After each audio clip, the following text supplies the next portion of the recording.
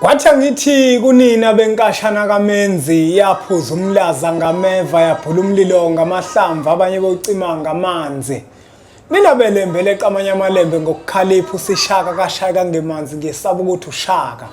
Ushaka uyinkosi yasemashobeni. Ake ngikhuleke umhlaba wonke nasendaweni zonke la kuhamba kufinyelele khona lo mfanekiso oqoshiwe. Nibingelelwa yingwe ehamba namabhubesi impunga yesintu. Umfo kaMbanjwa ukhathini umshana wakwaNgcobo fuze omashiya amahle sengathi azoshumayela. Namuhla ke bafowethu angihambi ngedwa ngihamba nensizwa la yakamashimane eyinyanga. Mashimane baba angakukhulumeli ngoba manje awulona idlozi kunjalo Mbanjwa ake uzikhulumele wena uzichaze wena ukuthi uMashimane ubalekelela kanjani abantu uyinyanga umthandazo uyisangoma ubathathe nje abantu babeke esithombeni ubazise nokuthi umuntu umefika koMashimane uyakwazi ukuhlola. Yebo Mbanjwa. Ake ngibingeleleke kubona ababukeli bempunga yesintu ngibingelele nje umhlaba wonke jikelele ngize ngibingelele ngisho phesha kwelandle ko-UK ngoba ngiyathola ukuthi lo mfanekiso usuhamba uzuyofika ko-UK manje siyababingelela ke nabe-UK sithi abaqhubeke nje bawubuke lo mfanekiso ngoba uyasiza kakhulu kubantu abasuke bedinga usizo.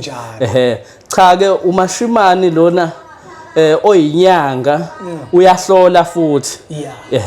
otholakala emolweni ngokuzala uzalelwa ePortshepstone endaweni yaseMzumbe. Omunye umuntu uzothi kodwa uMashimane uthi uyinyanga kodwa ngiyalibona ijazi ngilibone kubantu abathandazayo. Ngabe mhlawumbe ngasichazelani ngejazi okuthi ijazi lela ligqokile ngoba uthi uyinyanga. Ijazi leli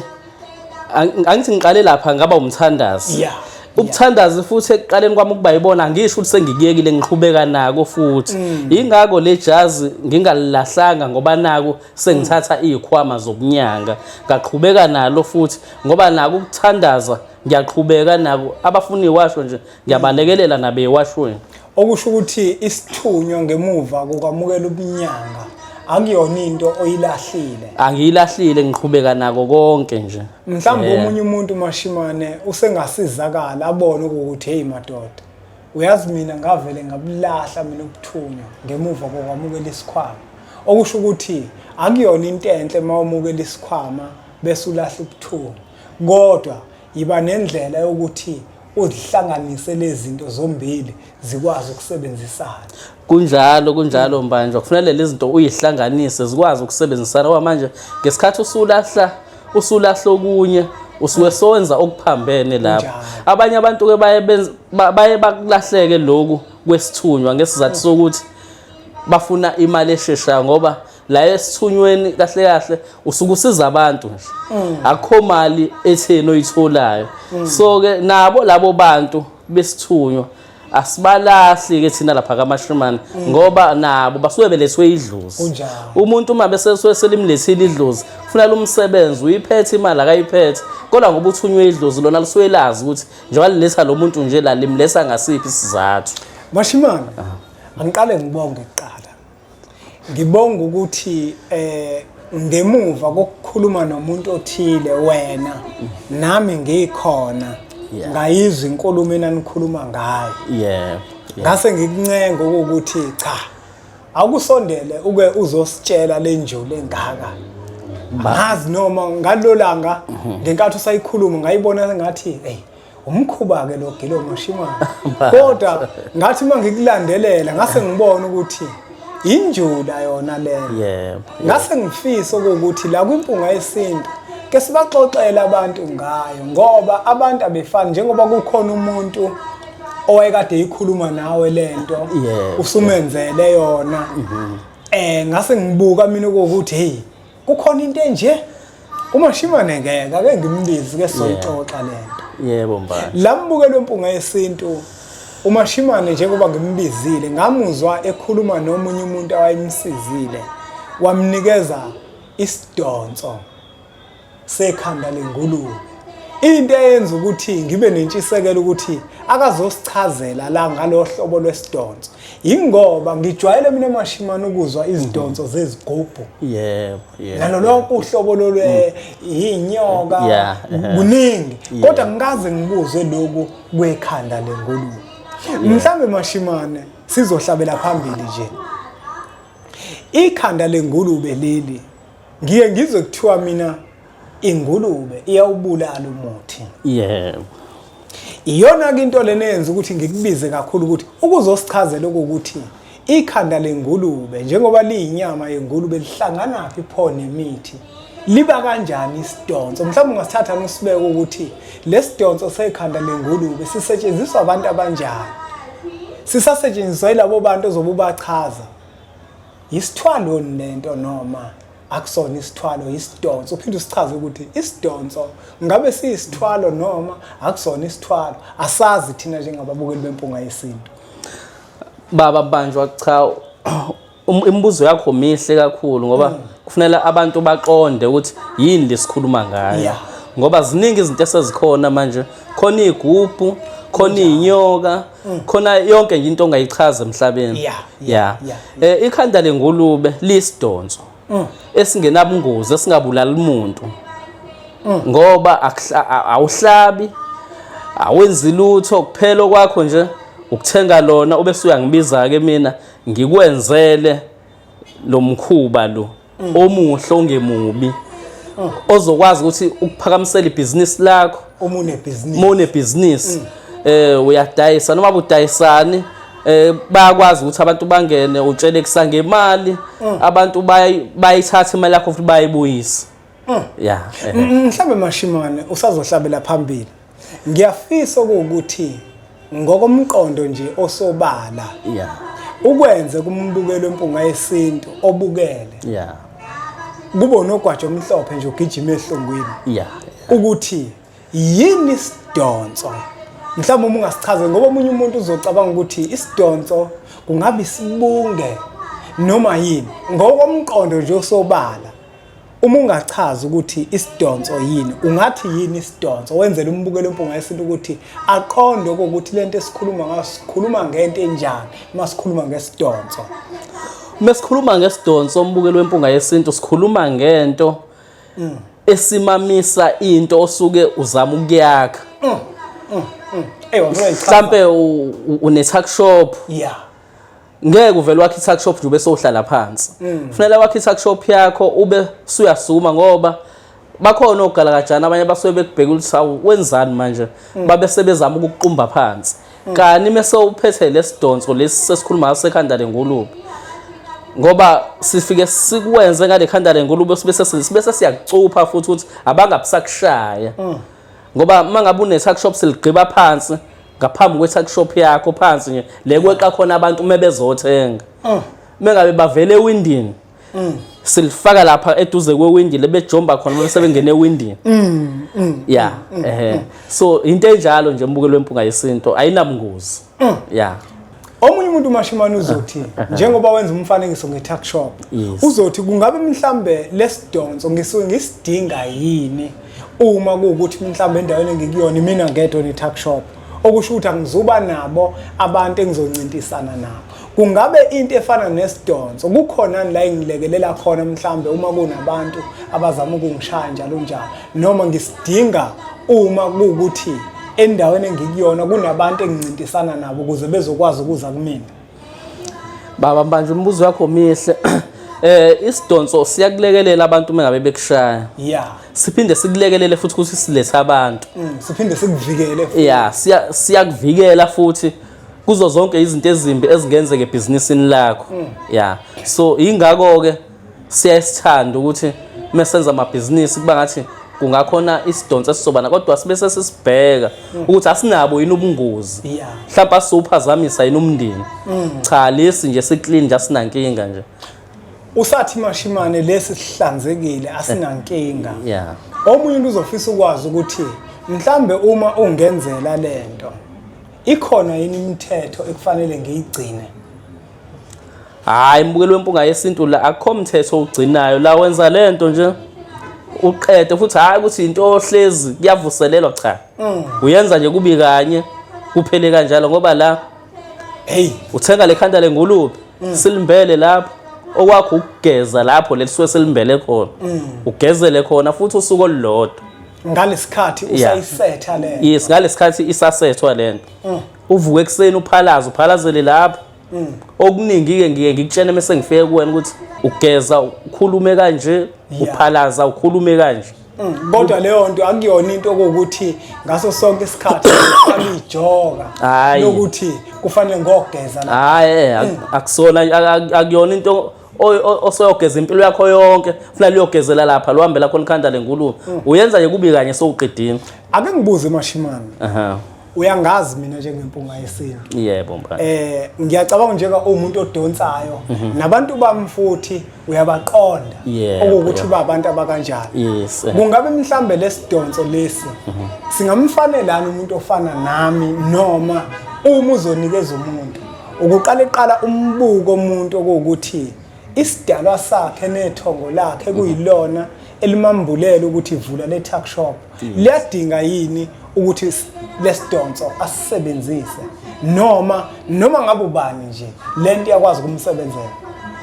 hayi mbanjwa lento noma ngabe ubani yakwazi ukumsebenzela ngoba izinto esiyaye sizibheke izinto eziba nobungozi othola ukuthi kunezilwane ezimbi othola ukuthi nasegcekeni azibi izinhle ngisho einganeni nakumama wekhaya so lonto kuyona kodwa lokhu nje kwekhanda lengulube hayi akunamdanti akunabungozi akunalutho ngoba ikhanda lengulube nje lithengwa wena futhi hayi ukuthi lifika nami wena olithengayo ngifike mina selikhona ngibe sengikunika izinto zami ugezele kulona sekuphelile njalo angubuze lo mbuzo eyawubuza lensizwa owakade uyenzela yes lensizwa lena yaba nombuzo othi manje ngicela ukubuza ukuthi njengoba ngiyazibona izinto ziyasimama kungabe mhlambe ekuhambeni kwami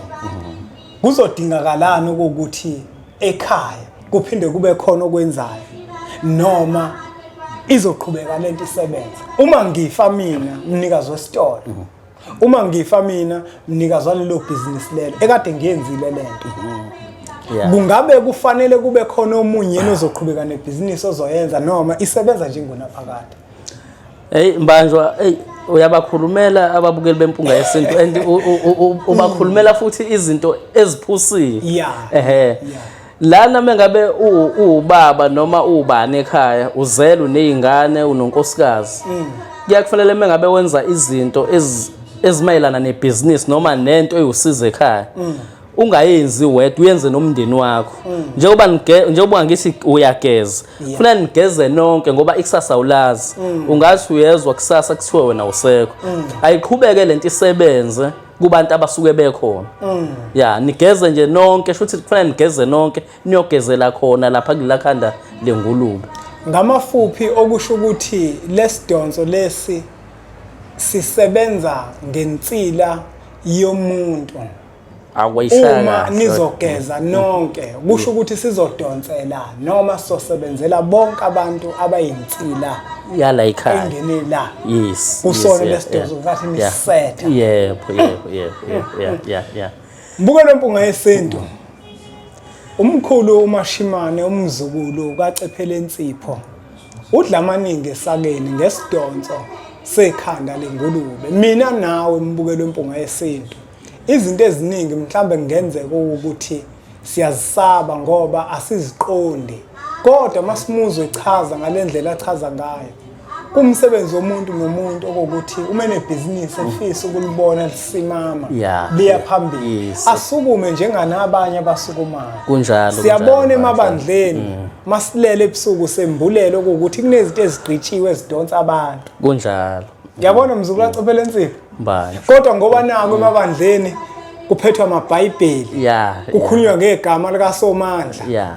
akusabusanakeka konke lokuthi sazisaba abaningi bo ingoba kunesidonso kunjalo yabona sasayikhipha bo imali emabandleni asabsabona ukuthi ingoba vele kunesidonso kunento eyenza ukuthi sikhiphe imali sicabanga ukuthi thina kungcwele uyazi mhla wathola esontweni lakho ukuthi kunento yeqhayo njalo mawungena ekwenza ukuthi ubize nabanye abantu amanye amasonto ungasawabona njenganento ebalekile ufisa ukuthi beze la kulesonto lakho isidonso kodwa ngoba wena unalo ihlo lesithathu awembulelwa izinto uzongiphikisa mina kunjalo mbani azike izidonso zamabandla zikhona lekhanda lengulube lisebenza kumuntu ofisa ukuthi ibandla lakhe lisimama liyasebenza mbanjwa kakhulu ukuthi ke phela ngeke singene kakhulu emabandleni ngoba uphathwa amabhayibheli lapho ile kwazi ukuthi khona kunabantu abangcwele kanti kunabantu abaningi abakhohlakele abacashe ngegama likaMkhulu omkhulu kunjalo ayi ngizokulaqiphela insipho asiyiphethe lembenge ngoba ngiyabona ukuthi senginyathela amakhona abantu abaningi iqiniso abalifuni ikakhulukazi bona laba abacabanga ukuthi bayakholwa